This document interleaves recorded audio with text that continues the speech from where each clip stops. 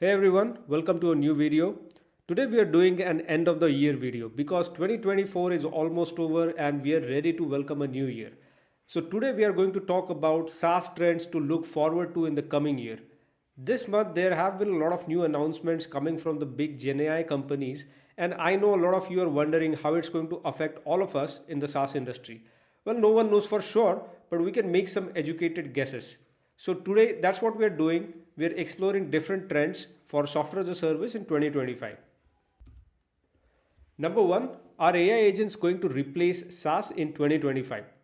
AI agents have been a buzzword for a while, but are they really going to replace software as a service?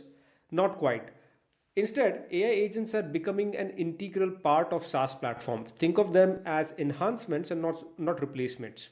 SaaS tools are integrating with AI agents to automate workflows, personalize user experiences, and even provide proactive support. For example, customer support SaaS like Zendesk now includes AI driven chatbots that not only respond to queries but also predict customer needs. So, if you're building a SaaS, think about how AI can complement your core offering rather than disrupt it.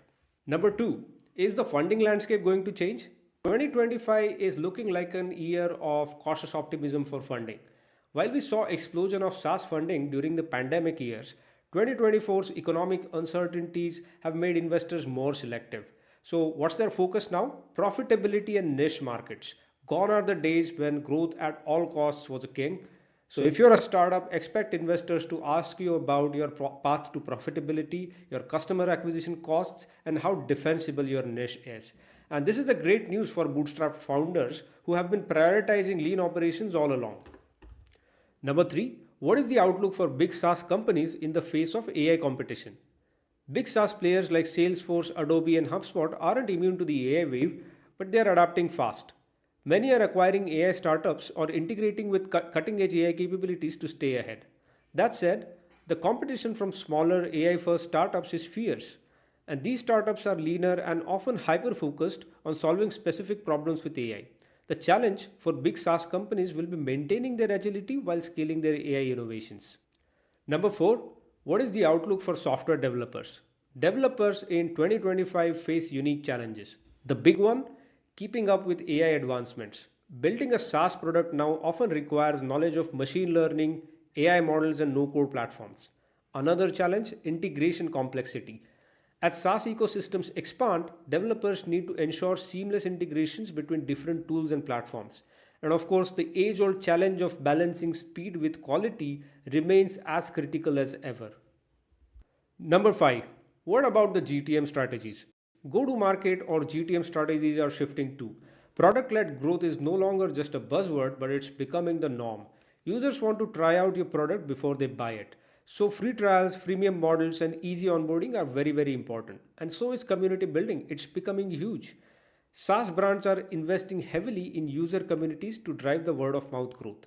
And finally, targeted and niche focused marketing beats the generic approach. The more focused you are about your audience's pain points, the better. Number six, niche versus horizontal SaaS. The debate between niche and horizontal SaaS continues, but in 2025, niche SaaS is winning the hearts of investors and customers alike. Why?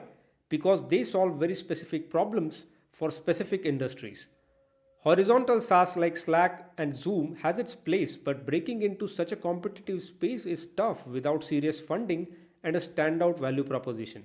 And for most startups, finding a niche is the smarter and faster option to get to early traction. Number seven, finally, it is the big question. Is 2025 a good time to start a SaaS startup? Absolutely, it is. 2025 is an excellent year to start a SaaS business, but only if you're strategic. The bar is higher, yes, but the opportunities are also endless. Many industries will get disrupted thanks to rapid progress of AI, and we are frankly in uncharted territory. And that does translate to new opportunities. So if you decide to take the plunge, focus on profitability, leverage AI, and solve real problems for a clearly defined audience. SaaS isn't going anywhere, it's evolving. And if you evolve with it, the possibilities are limitless. That's all we have, folks. I hope you enjoyed the video and please give us a thumbs up if you did. Don't forget to hit the subscribe button before you leave. We will see you in the new year with a new video.